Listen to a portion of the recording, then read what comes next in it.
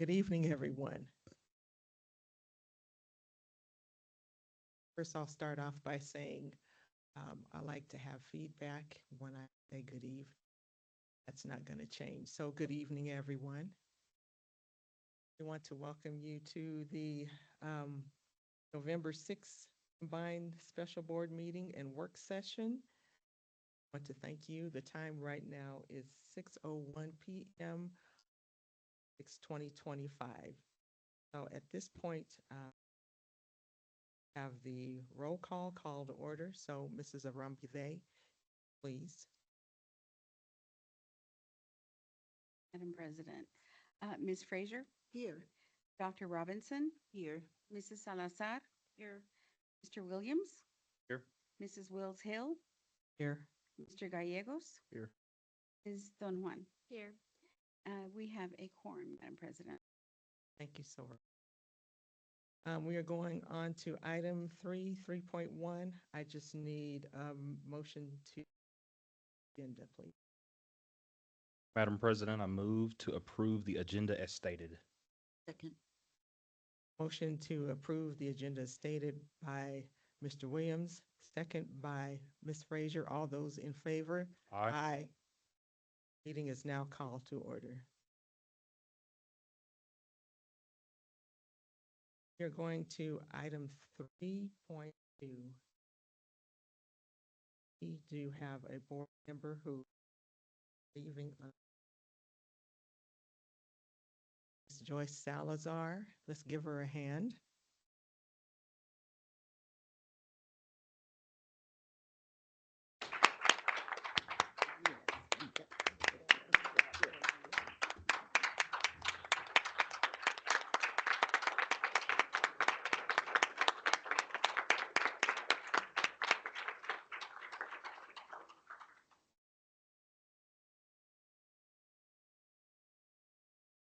It has been my greatest honors to serve.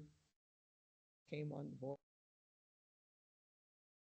AJ, I think we even campaigned together. Right. Know that you have other things intended.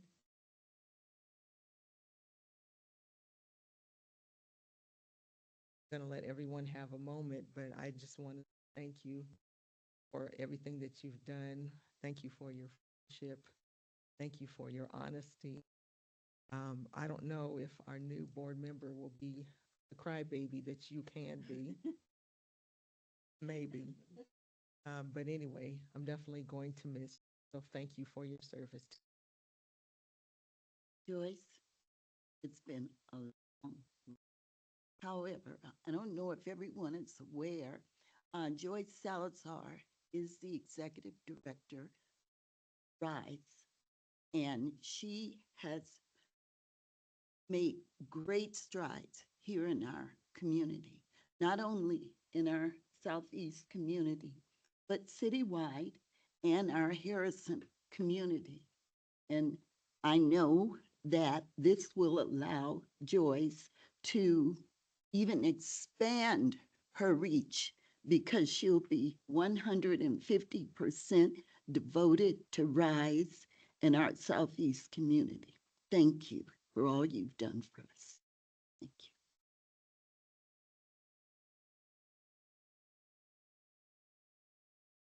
I won't be too long. Now you get, it was nice to have worked with you. Nice to see someone who owns their community, and you definitely wear it on your sleeve and on your shoulder. And it's been a pleasure to have seen a student come back to see strides in the district. And so for that reason, I am proud to have served with you. It's a pleasure to have served.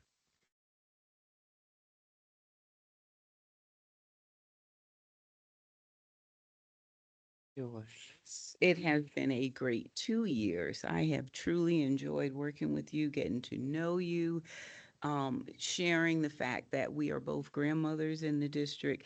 And I consider your tears passion. You're very passionate about not just your grandchildren, but all children. And I appreciate that. And as Vice well, as JJ, our current vice president, have said, I look forward to the work you're going to continue to do in our community because I know it will impact our students. So thank you for being such a resource and being such a passionate board member who definitely led with your heart.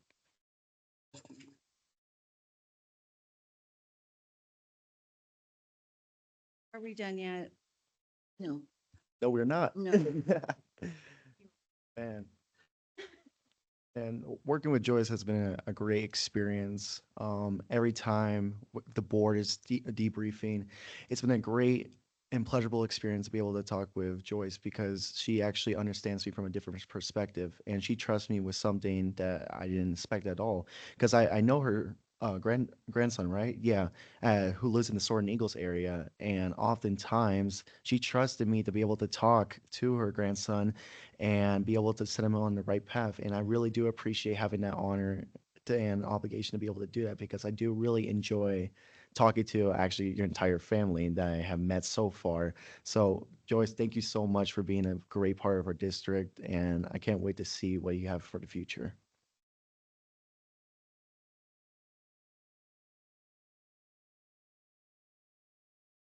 On behalf of the district, I don't think there's a more thankless job than a board member. You get a lot of criticism and not a lot of praise, but what you do in your heart is felt throughout. I think you hold a special place because you did not have a good experience as a student at Harrison High School. And so for you to come back and see the changes that we've made, that you've made, it's just like a full circle ahead. And now we still have some of your grandkids in our schools, so I'll still see grandma at school, drop off and pick up. Thank you for dedicating these years to D2 for a district that didn't serve you right, but hopefully we've made up for it in the last few years. And you know that we're going to take care of you, not only your grandkids, but all the students.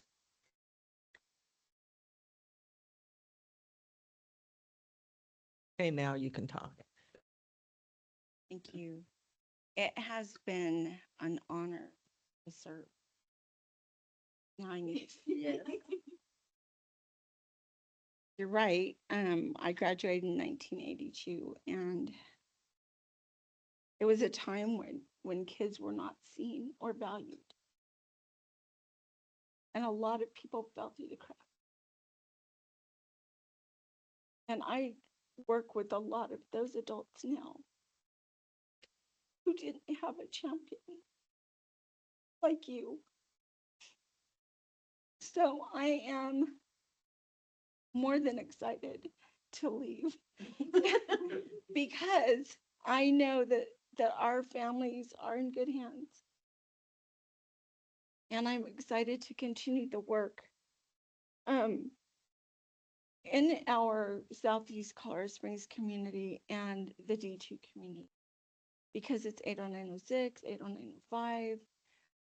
I will say it's been the past 8 or 9 weeks have been difficult for the families in Stratton Meadows, but that's where I've been. And so this is who I am. And I just love that we will continue to be partners in the work.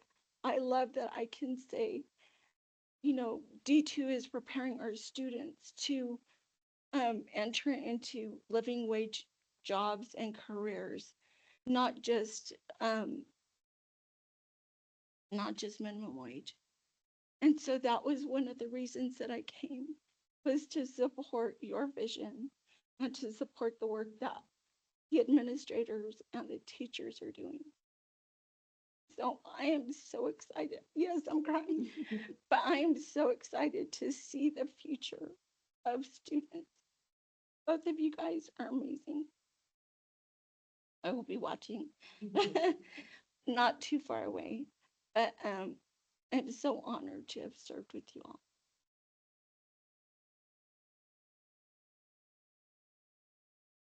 Joyce, we have a small token from the district.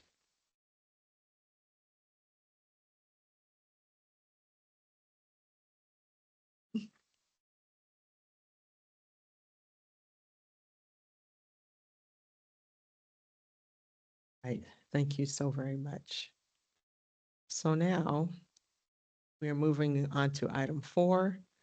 It is the swearing in of new board members by Catherine Ritchie Rep. So at this time, it is in your hands. Good evening, members of the board, President Wells Hill, Dr. Burhansel. I have the pleasure this evening of swearing in our new board members, 2 of who are returning board members. I'm going to go in alphabetical order, and if I could have Janice Frazier approach the podium, please.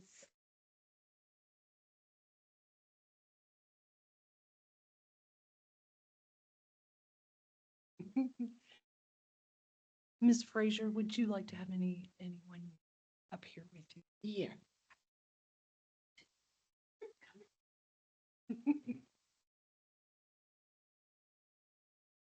This is my daughter Danielle and my granddaughter Promise.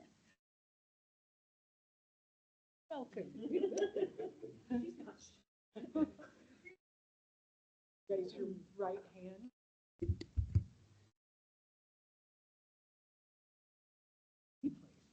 I state your name.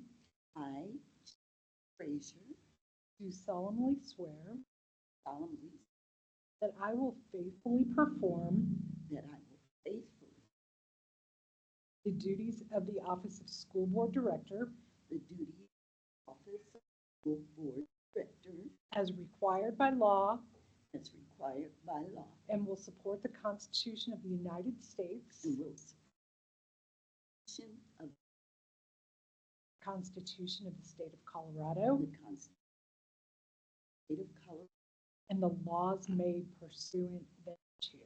and the laws made pursuant thereto.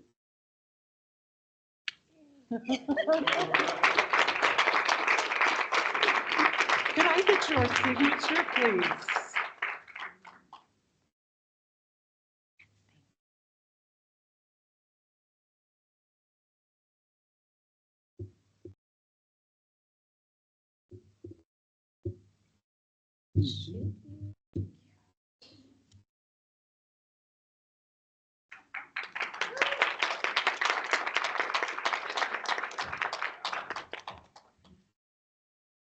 Next up is Mrs. Emily Tamayo.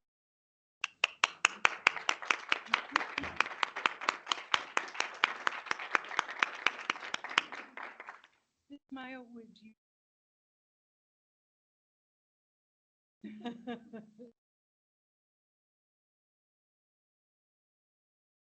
Okay, yeah, I'll be with you. I appreciate it. No, I feel like there's so many people. Right.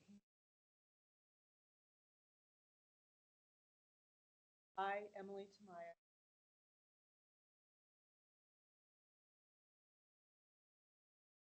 Faithfully perform the duties of the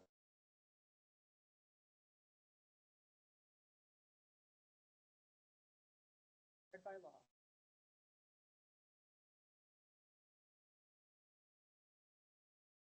Constitution.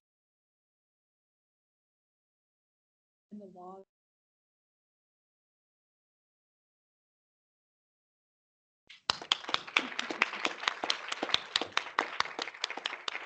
Can I get your signature, please? Thank you.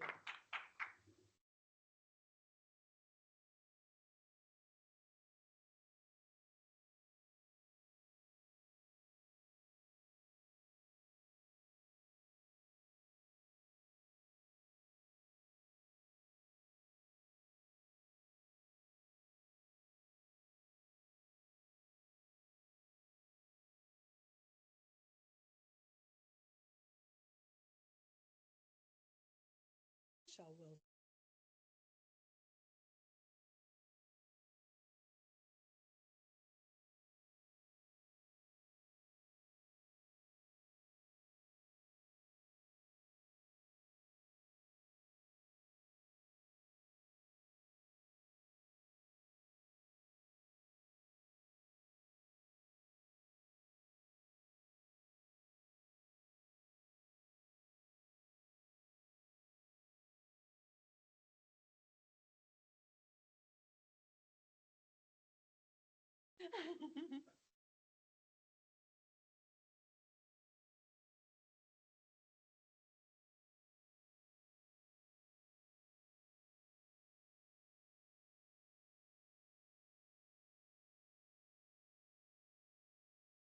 I state your name.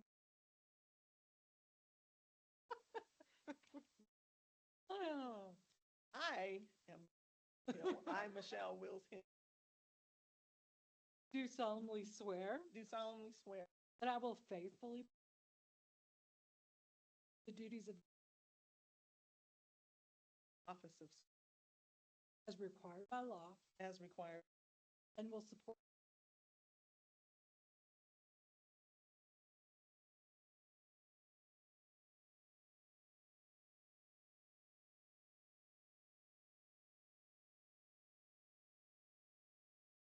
thank you.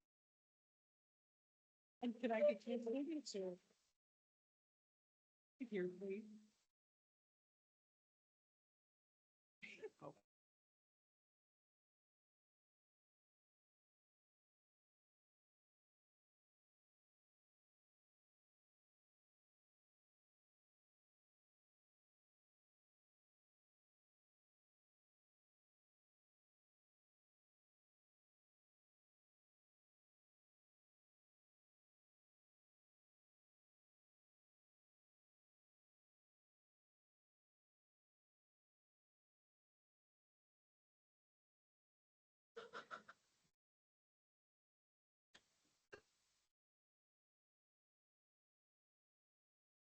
so now with the swearing in of office, we're now doing the election of office. Starting with the election of the board president. So at this time, nominations are in order for the office of president. I nominate Michelle Wills Hill.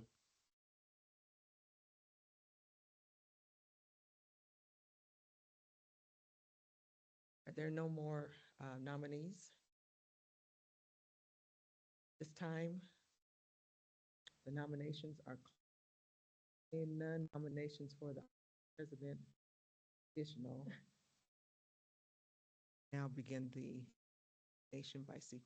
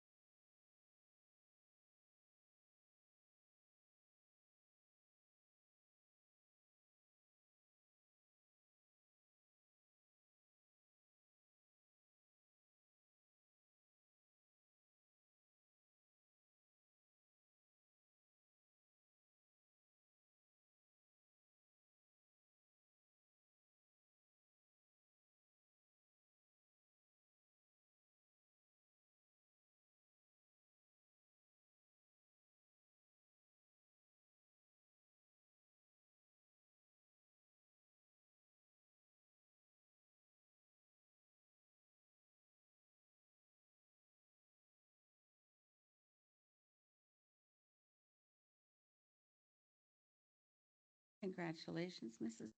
You are our president.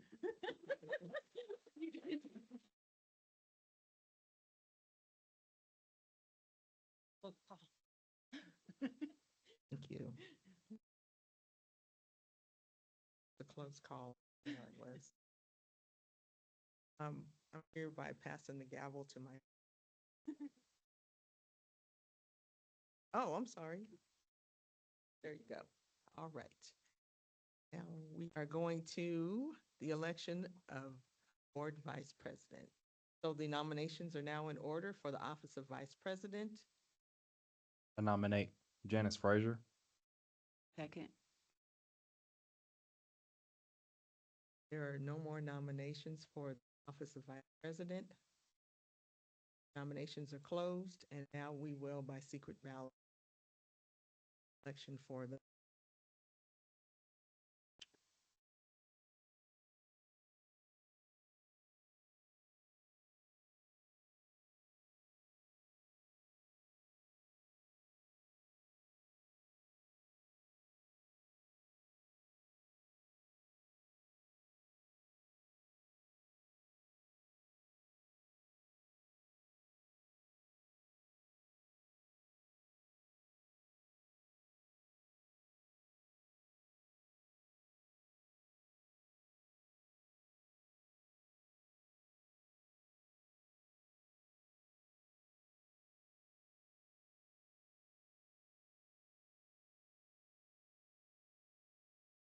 Janice Frazier, congratulations, you're our vice president.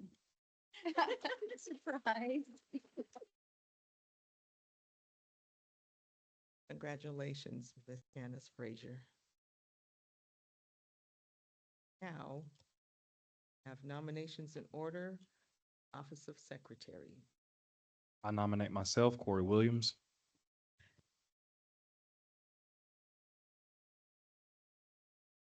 So at this time, now have to conduct a roll call vote. The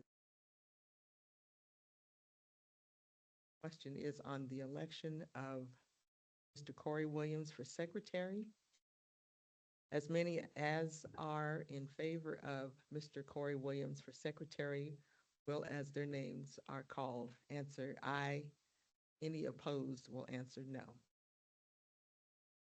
I'll just clarify for the audience why this looks different than the other two, because the rules of how you vote for a president and vice president are different than the other officers. So that's why they had to write it down versus how we'll do a roll call. So that's intentional. We didn't mess up. That's really how you're supposed to do it.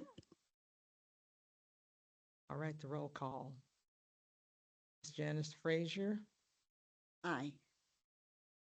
Dr. Pam Robinson, Aye. Ms. Emily Tamayo, Aye. Mr. Corey Williams, Aye. Ms. Michelle Wills Hill, aye. Right. Nomination accepted. Secretary.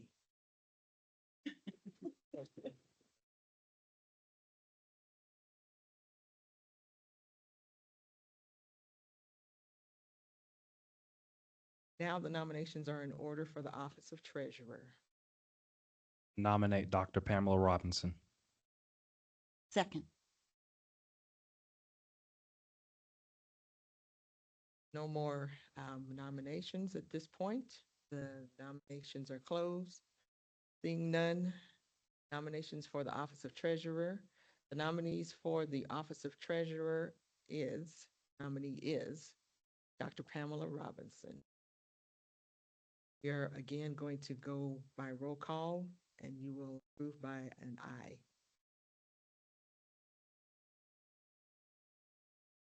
Ms. J.J. Frazier, Aye. Dr. Pamela Robinson, Aye. Ms. Emily Tamayo, Aye. Mr. Corey Williams, Aye. Ms. Michelle Wills Hill, aye. Right. New treasurer is Dr. Pamela Robinson. Congratulations.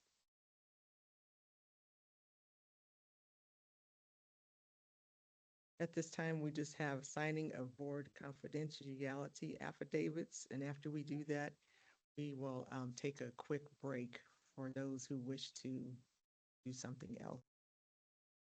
Every time And that we're gonna there take is, pictures. excuse me, every time that there is an election, all board members are required to sign a confidentiality agreement.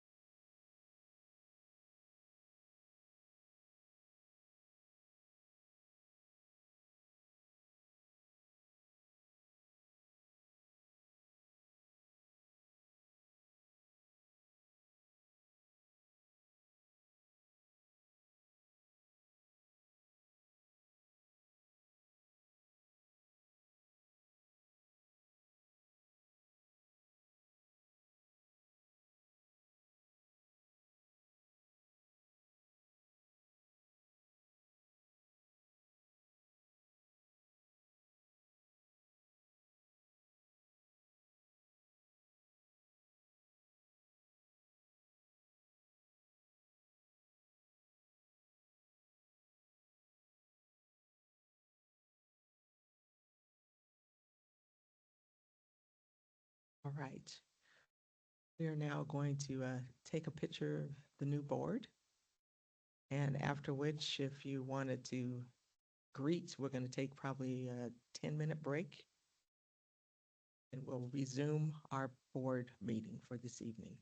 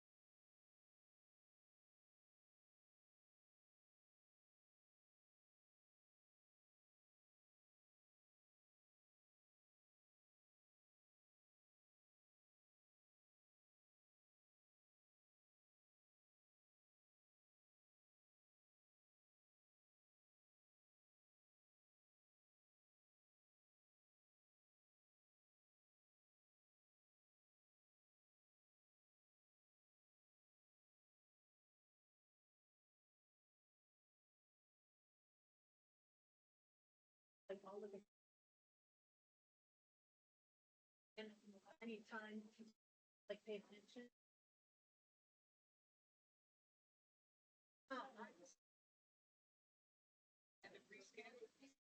Yeah. The first. Actually,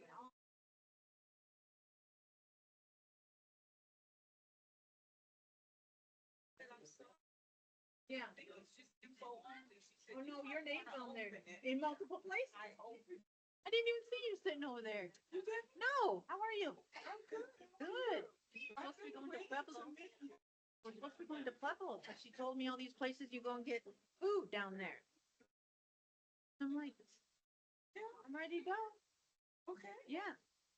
So whenever you're. Yeah, that's what I told her, we gotta go. I'm ready. Yeah, you know all the places. Well, she may know one. Got 'em all. That's what, yeah, so like, you know, the real places. Yes, those are the good ones. Yes, yes. Good to meet you. Yeah, how are you feeling? Good, good. Funny how quick that comes. It goes off slow, but it comes back real quick. Well, I had the surgery. Yeah. Lost all. Yeah. At first, then I got. Yeah. Then it all. Mm-hmm. Yeah. Yeah. So much. Uh-huh.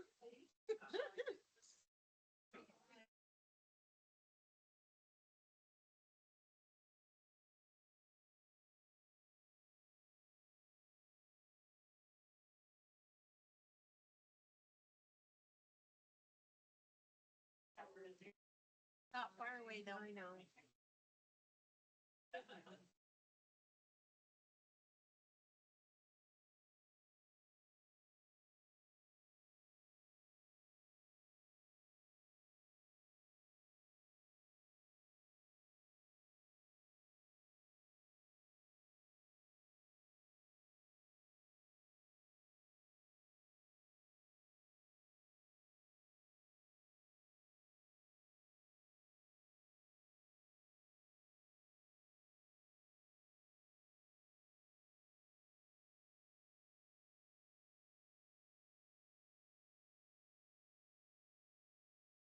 And it's just like, you see, we're gonna make the PowerPoint. That's why I'm like, I'll wait till the PowerPoint and then I'll what slide I'm supposed to speak to.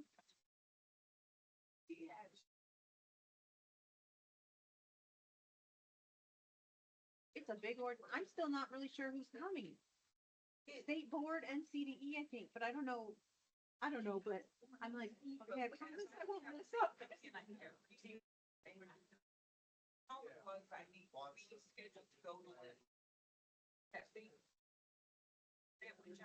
Oh, yeah. Yeah. Reschedule that one.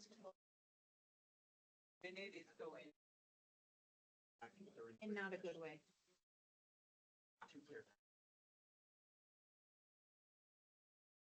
Yeah.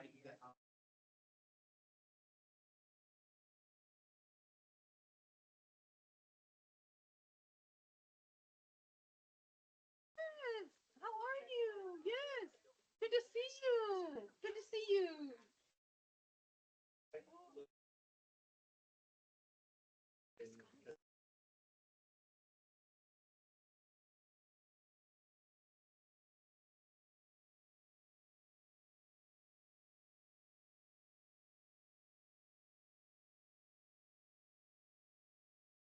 Last time I saw her like this, like baby.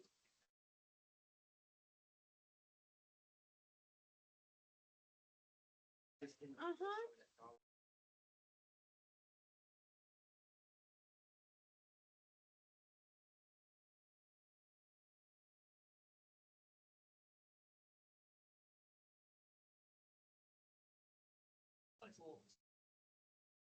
Which in a way is helpful because they realize, oh, Eddie, the problem is you think, don't even say anything.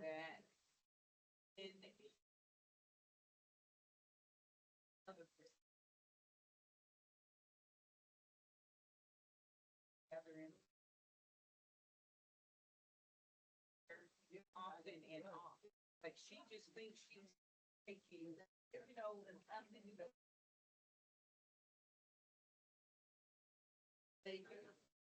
uh-huh. And you're having that same experience with your student teachers, right? Like. Norman, we have to put the thing back. That's the way how I'm looking. It's the way how we approach our district.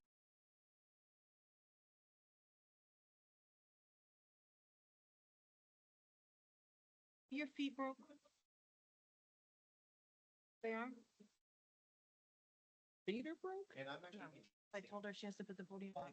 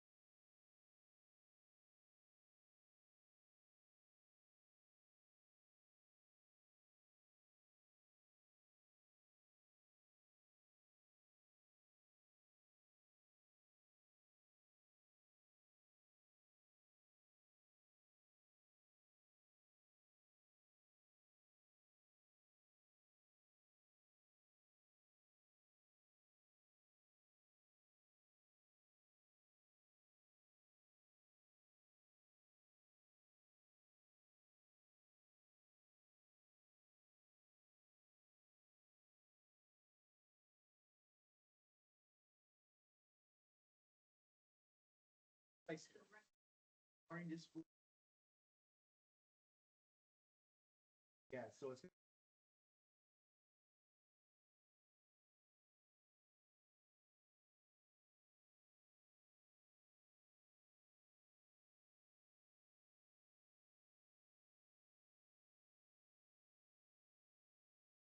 Not only that. But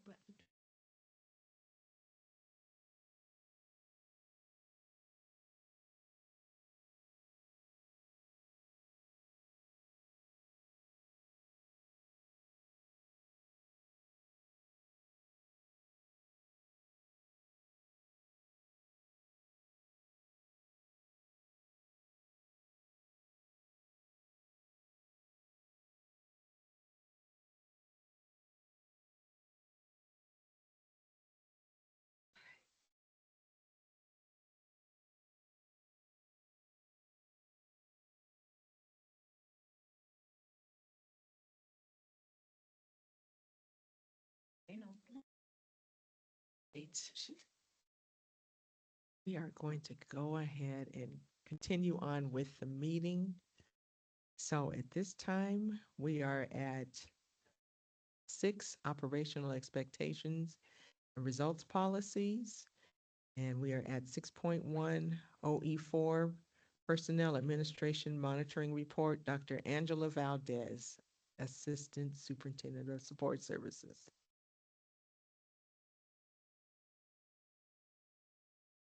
Good evening, Madam President, Dr. Verhansel, members of the board. Very excited to share my first monitoring reports for OE4. The overall outcome of OE4 is compliant with exceptions. And so I'd like to share with you this evening some of the highlights of OE4. And the first one is during the 24-25 school year, 39.24% of our newly hired teachers were non-white. We retained 95.7% of principals and assistant principals who were rated effective during the 24-25 school year. And I think we've already shared that we retained over 90% of principals and assistant principals in general. The most exciting news, though, is that we retained 87.8% of effective teachers during the 24-25 school year. I put here that it was the highest retention rate in the past 15 years, but in reality, it's in the history of D2. As far back as we could see, highest retention rate of licensed staff last school year at 87.08%. 85% of our staff on the 24-25 employee survey believe that the district culture allows them to work in an environment of support and courtesy, as reported by the employee survey. There were 2 indicators in 4.9 that were not compliant, so please note the following. The indicator states that a review of local market study data completed by OHM Consulting Services is utilized to ensure that the assigned pay ranges for all of our ESP positions are within 5% of the average minimum pay rate for the upcoming school year in comparison with surrounding districts.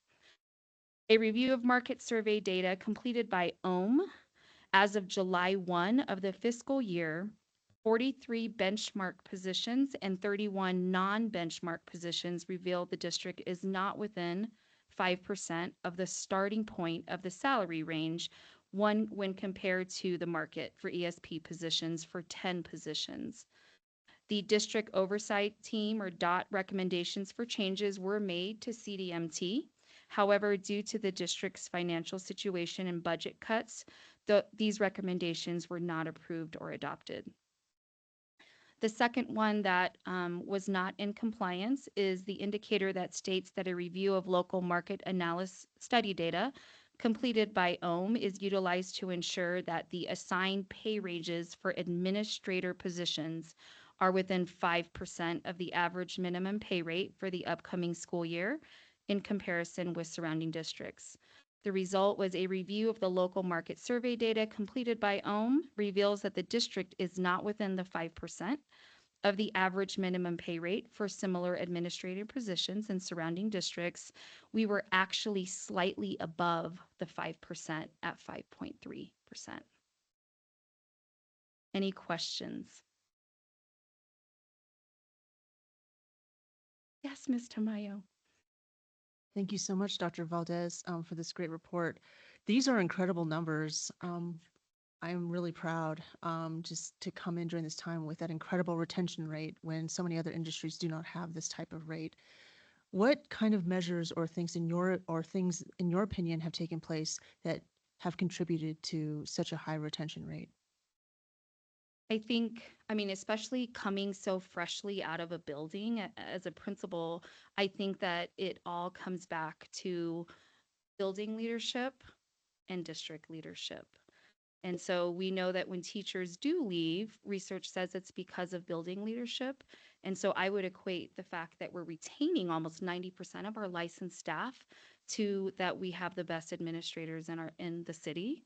and also the district leadership that then supports building leaders. So great question. You said that second indicator was 5.3, Yes, we were slightly above. so you're gonna pull that one. You're gonna pull that mark off the report for to be compliant, right? Instead of Oh. non-compliant. You have it marked as non-compliant and you're compliant. So we Okay. need to move the mark back over. Okay. Well, we're within 5. Yeah, So we're We're not within 5, we're more not than 5. Oh, right. we're over. We're a little Okay, I bit got you. My over. apologies. In No, my it's head, I'm okay. like, wait, what did she say? But I can change it if you want. No, you're good. And I would just add, because it goes with, I mean, I don't think you all really understand. People come here because we have a board that keeps the politics out of the classroom. And the fact that you all let us talk about kids and do right for kids, regardless of their background, regardless of who they love, regardless of what family they come from, matters. And people want to come here and be in a supportive environment where the board is doing right by kids. And we don't see that in education across the nation right now, unfortunately. And you guys have a lot to do with a lot of this retention. People want to be where a board supports them.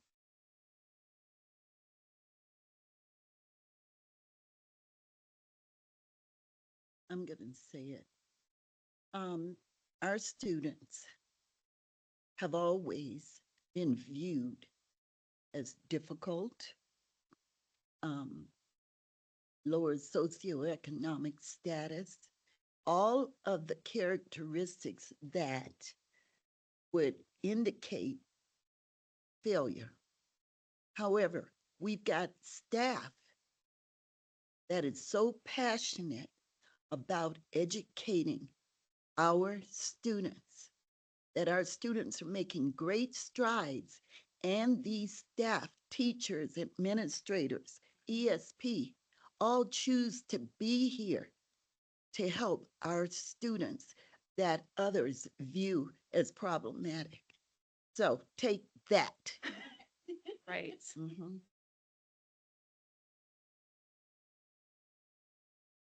Also, I have another question. For the 39.24% of newly hired teachers who were non-white during this past year, what were the type of recruitment strategies? What made teachers who are non-white want to choose to be in this district, in your opinion? Yeah, so as you know, Ms. Tamayo, I'm new to this role, but I did look into what were some of the marketing strategies that were used in the past.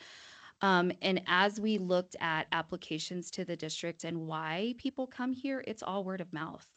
It is not through like Indeed or any of those places.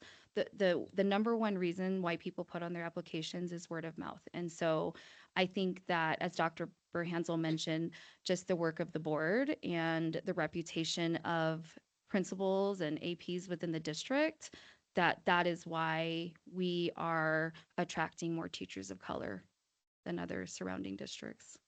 I will share, we have some very unique grow your own programs. So we grow our students in to come back and teach for us. So there's nothing better than that. You? We also have our ESP, so our paraprofessionals. We tap them on the shoulder and say, you would be a great teacher. Let us help you become a teacher. Let's put you in this apprenticeship program. We take a chance on people that I think other districts sometimes don't. I will say there's probably not at least a month, if not a week, that goes by that I talk to a staff member who is considered a minority that says they didn't feel seen in their last district. And that just saddens me because it shouldn't matter what you look like, who you are, but they finally feel seen or accepted or appreciated by coming to D2 because of the leaders they have here, because of the work we do, because we talk about things like inequity or equity. We talk about gaps between ethnic groups. We talk about gaps between boys and girls because that's how we get better, and we have to be aware of it. So those are just things that I know I hear, you hear in HR all the time of they feel accepted and appreciated. Any other questions or comments? I do. I'm really committed because I really want this district. Those are incredible numbers. If we can just get within that 5%, we would be extremely competitive Dr. as, Valdez, you can share as a some of the work we've choice. been doing. Yeah, so 0.3%. It will be compliant next year. Yeah, it will be compliant next year. No, I'm sitting here on the board. I'm definitely like motivated by this. That if, yeah, we can maintain these numbers, but also be within compliance. This is exciting. So thank you so much for your hard work and for all the administrators, teachers, and for also that Grow Your Own program. That's incredible. Thank you so much. Dr. Valdez, can you tell the numbers that you've shared at the Q&As about our increases on pay just for teachers and ESP over the past few years? Because I Yeah, think that's so fascinating. over the past 5 years, for both teachers and ESP, the numbers are different for each, but both of them have received between 15 and 30% increase. And that's really significant to the base. Those who have returned to D2, that increase is even higher than that. So the focus absolutely has been salaries, and I'm glad that you brought the salaries up, Ms. Tamayo, of that 5.3%. Without giving away too much detail, I can tell you that the work we've been doing the past month has been heavily focused on salaries. We know that our administrators, especially with me coming out of a school knowing that they work harder than anyone else, we've been looking at competitive salaries and making sure that we can pay our staff members what they deserve. So you'll see that coming. Thank you. Any other questions or comments? Thank you so very much, Dr. Valdez. Mrs. Arambide, if you could please move this to consent. Thank you so very much. We are going on to item 6.2. It's the R11 and R12 indicator reports. OE11 instructional program indicators, Ms. Rachel Loffer, Assistant Superintendent of Teaching and Learning, and Mr. Scott Weldon. I have my backup. Oh, I see. He's here for questions. Okay. Anyway, it is in your hands. All right, well, good evening. Both Director Weldon and Director Bristol are here. They have prepared 2 of the 3 reports I'll be presenting, so hopefully I can answer most questions, but if you have any detailed questions, then I will bring up the backup. So results policies, I'll start with R1 and then we'll get into R2. These are the indicator reports. Remember that R1.1 is all about literacy, R1.2 is all about math. We changed the formatting of this indicator report a couple years ago. Feedback from all of you has been very positive, so we're keeping it consistent. The front page just gives an overview of the different data sources for each level that we use to monitor both literacy and math outcomes.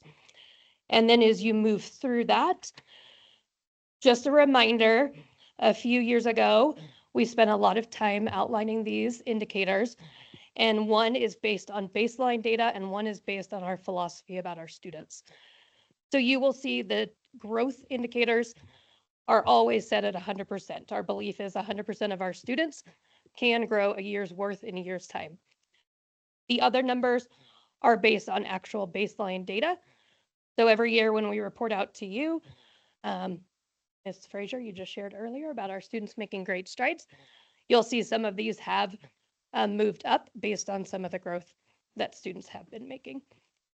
So you'll see all of the targets there for all of R1 at elementary, middle, and high school.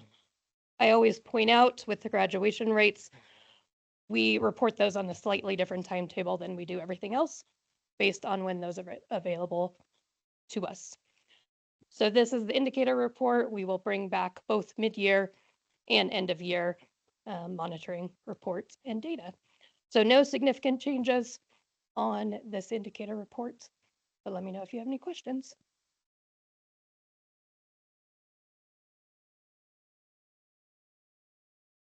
If there's no additional questions, Mrs. Arambide, if you can move this to consent, please. We are now at item 6.3. It is the R2 indicators. Again, instructional, it is OE11. Instructional Program Indicators, Ms. Rachel Loffer again. So this one is brand new. If you remember a year ago, we did a major results policy revision. We had originally had R2 and R3. We had not been bringing monitoring data to you because they were very hard to define and measure.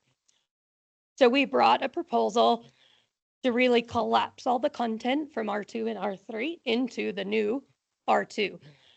We added new survey questions this year aligned with these components you'll see at the top on relationships, personal responsibility, empathy, integrity, initiative, and critical thinking.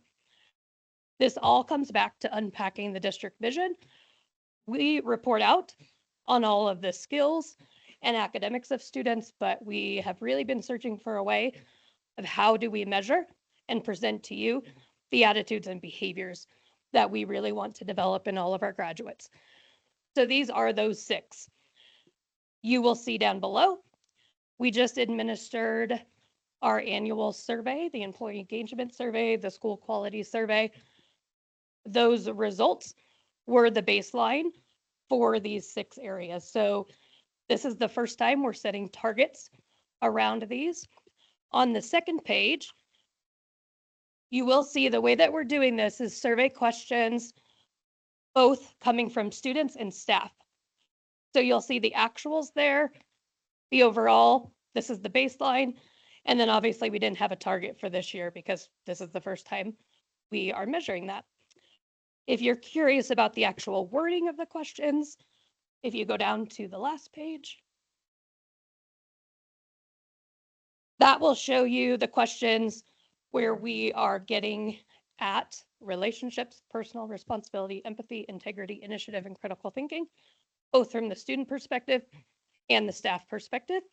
We will combine those results, and then that's what we will bring to you next year in the first monitoring report of R2. And I'd be remiss if I didn't mention how many times we made Scott go back and change these questions because these are very hard things to quantify and to ask in a survey to really understand what kids are thinking. So we came up with an idea, he got it ready and we're like, oh, we don't like that word. Go back and try it again. Then we don't like it like that. And as you know, he's very patient. But he probably was like so over the survey, but it came out really well. And I'm super excited to see, you know, what we get back from this to tell us where we really need to help our students grow in different areas and where they're excelling. And thank you for your patience, Scott.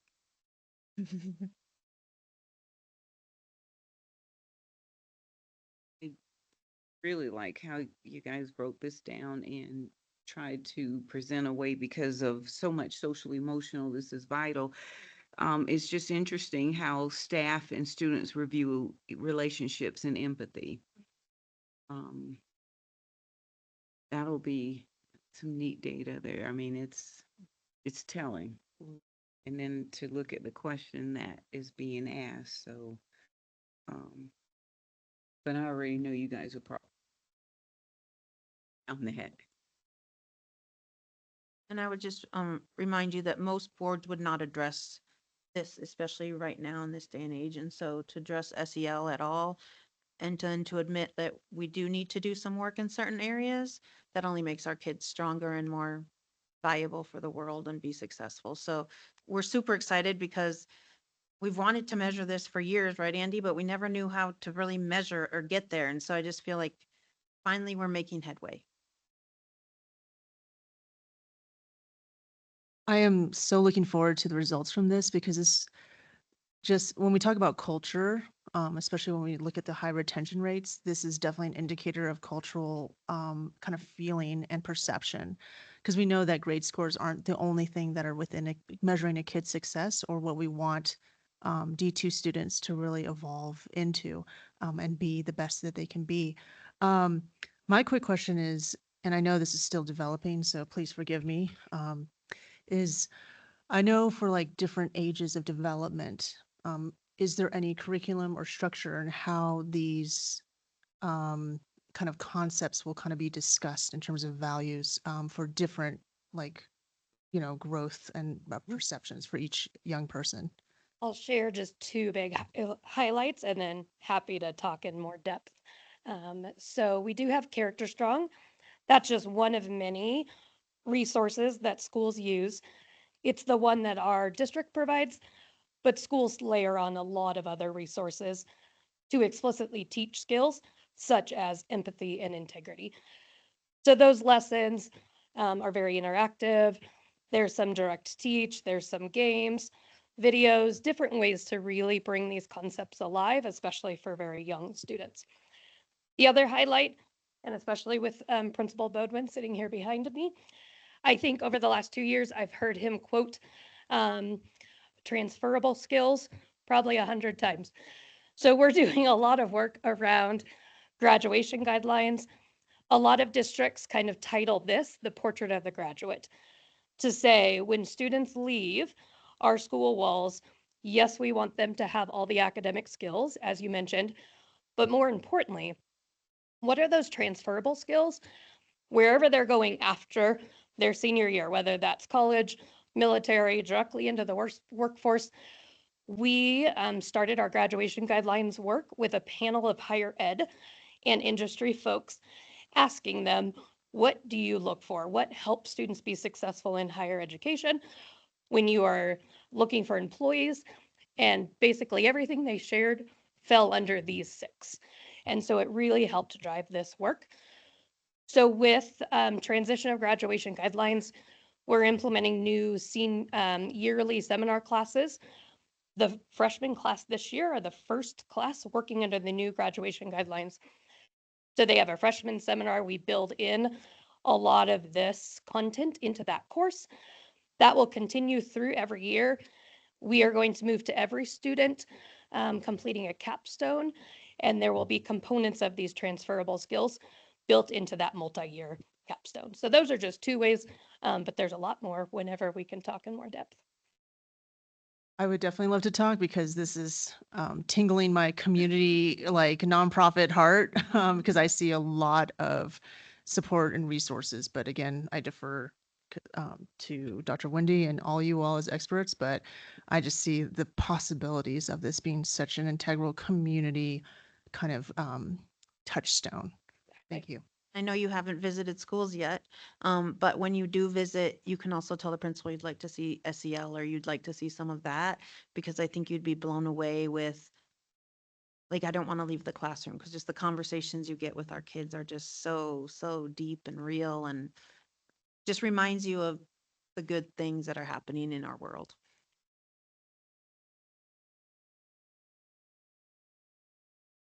I just want to again congratulate Mr. Scott on actually defining what this R2 is, and Andy. I can't forget Andy and Scott, because I know it was just such a vague, like, result policy for years. And every time we would look at it, it was like, what is this supposed to be? Well, it was R2 and R3, right? That was combined into one. And so I'm happy to see that it's coming to fruition into something that I think is actionable as well as measurable. And so I really love the layout of this. And so I just congratulations and job well done. So thank you.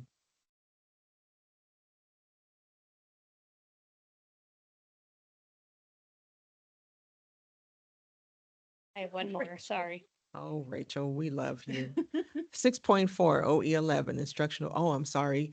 Would you please move this to consent? Thank you so much. 6.4 OE11 instructional program indicators. Again, Miss Rachel Lawfer, it is in your hands. I alluded to this last month when we presented OE11 monitoring. We really are trying to get OE11 to a very stable and consistent place, and I feel like we're almost there. So there are 2 very minor changes in this indicator report.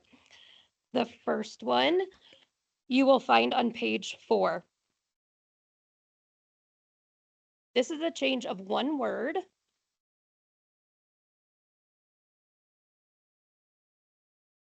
So we're changing D2 maintains art, PE, and music programs at all of our elementaries to offers.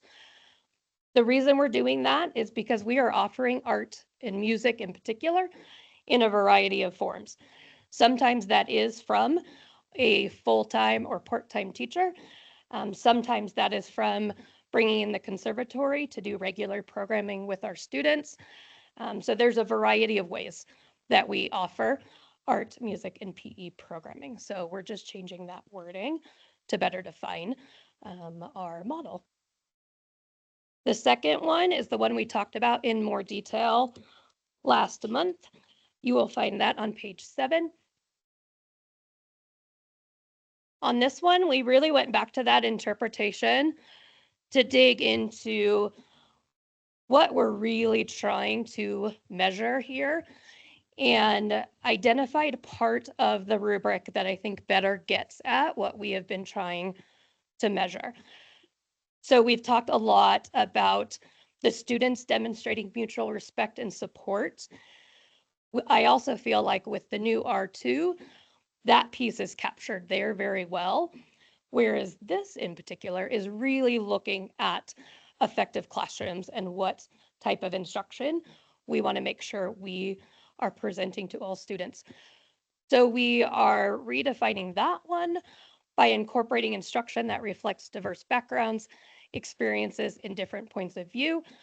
We're bringing up that target to 95% as the goal, which aligns with the other 3 indicators there that also are all pulled from our teacher evaluations. So those are the only 2 proposed changes to this indicator report.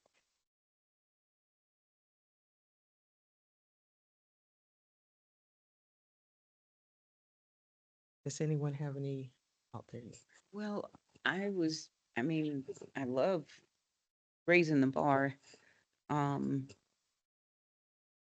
For example, is this, I'm assuming it's been articulated to build an admin to kind of focus on that or look at because we're capturing it on Randa?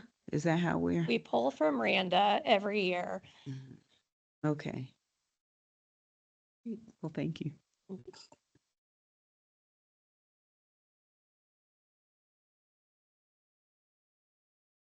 Yes, and I know that this is one we've been chasing for a couple of years now. So I'm excited to see how this performs, this new metric. So if there's no other questions or comments, Ms. Arambide, if you could please move this to consent. Thank you so very much. Thank you. Thank you, Ms. Rachel. We are now going to item 7. It is the annual work plan.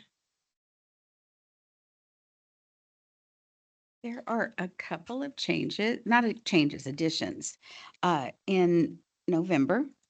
And I updated this afternoon, so I wanted to share what the changes were.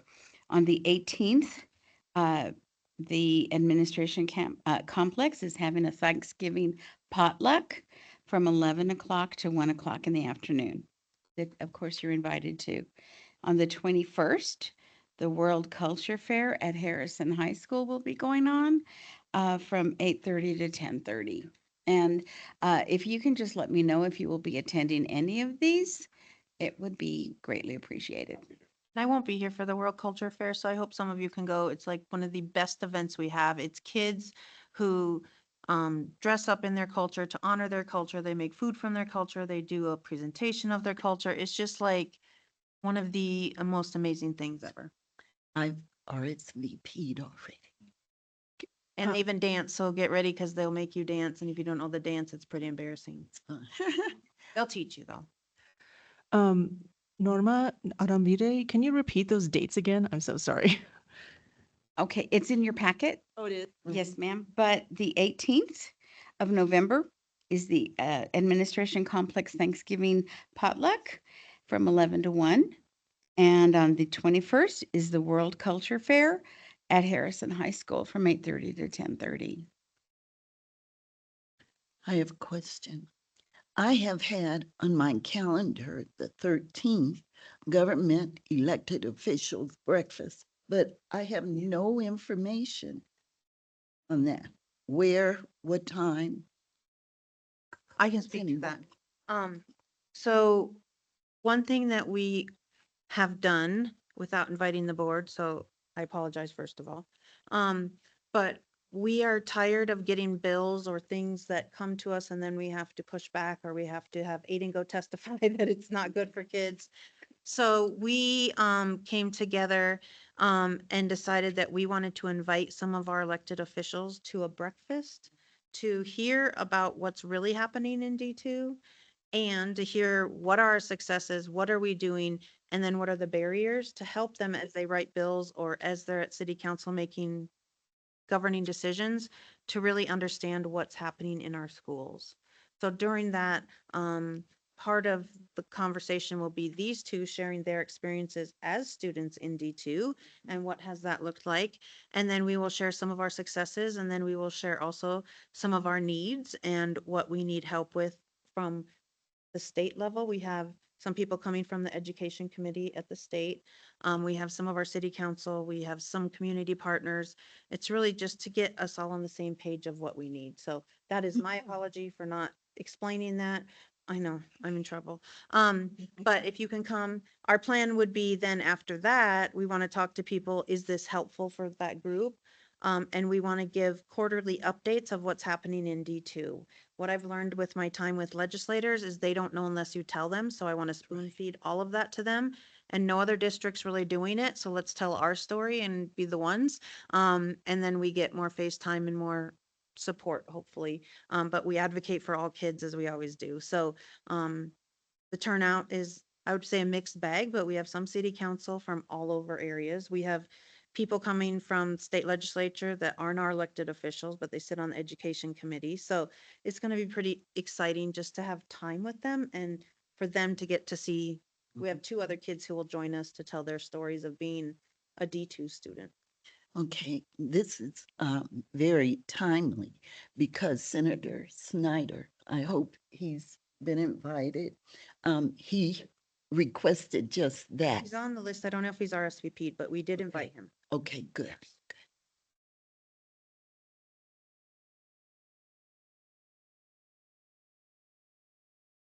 All right. Thank you. We're going to item 7.2. It is legislative updates. Since the government's not working, there's not been a lot of action at the feds, other than shutting down SNAP, which has impacted our families greatly. I met with the Superintendent Advisory Council, which is my students, last week. And we just talked about, how are your friends feeling? How is this impacting your families? Some students have taken on extra jobs or extra shifts to help pay rent for their families. They know that their parents are stressed. We talked about, people say just go to the food bank, but when your parent works till 9, the food bank's not open at 10 or midnight. So that's easy to say when you work 8 to 5. And then when you do go to the food bank, all that's there is some kidney beans. That's not going to make you a meal. And so we just talked about the realities, that group is high school kids, so they get it. They get how that's feeling. They're seeing the impact of stress. And then Aiden can probably speak to, we talked about senioritis is also setting in. And so the stress of applying for colleges and then, families having struggles with finances right now and not wanting to put that burden on your family. So it's not just the adults going through it, it's our kids too. And so I just wanted to share, I had sent you this, but I just want to reiterate some of the things we're doing in our district to help with that. And gave us a $10,000 scholarship for food. And we are using that to help provide food for food banks. We have food drives going through an Amazon website. It's a pilot and we're hoping to expand it, but it's really a pilot. Sierra, Centennial, and Mountain Vista already had standing food banks that were doing pretty well. So we work with them. People can go on Amazon and just get pallets sent to them. I think Centennial had like 100 pallets sent in one day from Amazon. You get a pallet of green beans or whatever. So we did get asked. So if you do get asked, why not go local? Why not go to a local store? Because my grandma in Minnesota can't go to a local store. This is really to reach outside of our community and get, anyone who you post on social media can donate. So that's been a huge, huge hit. Sean, our nutrition director, is amazing and is setting up shared tables at our school. So that means when a kid gets their lunch and they don't eat part of it, what they don't eat packaged goes into a bin, and then we redistribute that for kids for snacks, or they can take it home if they're hungry or on the weekend. And then we, as an admin staff, so in this building, and then principals and directors, were asked if you want to donate $10 to $40, and we are going to buy Thanksgiving meals for staff members who are in need, because this is not just affecting our families, it's affecting our staff as well. Aiden or Marissa, did you want to share anything about your friends or what you're hearing about students who are feeling the effects of resources going away? Yeah. So one of the biggest things that I say that I created all the way in Washington, D.C. is that food equals fuel, fuel equals motivation, motivation equals better effort. And one thing, whenever I have a stress day with all the senioritis, I pretty much just go eat my parents' dinner and be able to enjoy that. But knowing how our environment is and how our families need it, a lot of our families cannot meet those needs to be able to actually experience exactly what they exactly need for the moment. So I seen families, what's it called, struggle. One of my friends actually went to hunt for their own meat recently with a family trip to be able to have meat for the month. In addition, I have seen families utilize, oh, no, I seen students utilize the second lunch that is offered in D2 a lot more. And I've been personally, for me, I've been offering some of my lunch towards those kids there who would need it more, who won't ask for help, but who is requesting for help through their silent actions. I think a big thing is that it's not just like the lack of food, but it's the stress that it causes. Because like leading up to like knowing that I think it was a Saturday that the like SNAP benefits weren't coming in, it's gonna cause stress because yeah, you're good now, but when you don't get that money, it's the struggle's gonna come. And I know that that stress is not just taking on parents, but it's gonna affect the students too because they can feel it and they know about it too. So it's not just about the lack of food, but it's also like it's gonna affect all the students mentally. And thankfully, I mean, I don't have that issue, but I do know that there are plenty of students in all of our district schools that are struggling with that. And I think it's really important that we provide like the food pantries and stuff. I know Sierra's food pantry is very much utilized and it has been since last year. There's always a line and there's people who use that to their advantage. So it's good that we offer those things. And then the other thing is, I think a major thing that came out was the governor's proposed budget, where Governor Polis was excited that we finally funded education and that he increased teachers' salaries, and he's going to increase per pupil funding. He doesn't pay a teacher's salary, so he didn't increase teachers' salaries. That's just not reality. We're funded at a 1994 level. I don't think that should be celebrated. And he is increasing per pupil, but he's changing how we count students. And so the averaging going from 4 years to 3 is going to kill districts, and it probably will be a wash, if not make us get less money, even though they're increasing per pupil. So I know that was his big thing and he's celebrating. Educators are not celebrating because we read the last line that says he's changing averaging, and many people don't know what that means, but that means not good things for education, especially when we're watching what Washington's doing for Title I funding and for special education funding, which affects 25% of our kids. And so just being very, very leery of when we're celebrating financial decisions of any kind. It also hasn't been passed. So that's his proposed. It will change many times over. I mean, I think the good news is we didn't see huge slashes outright made to education because we could have seen that. But we also, Corey and her team are going to run the numbers of what his proposal would really mean for us. But still, education is not funded appropriately in our state.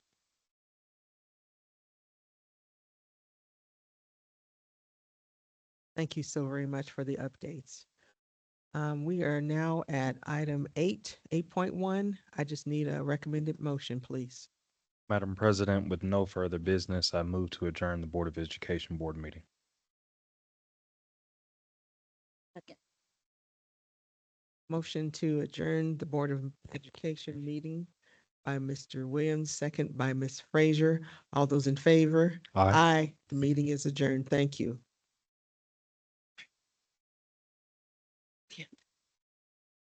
We're done. Because we're done.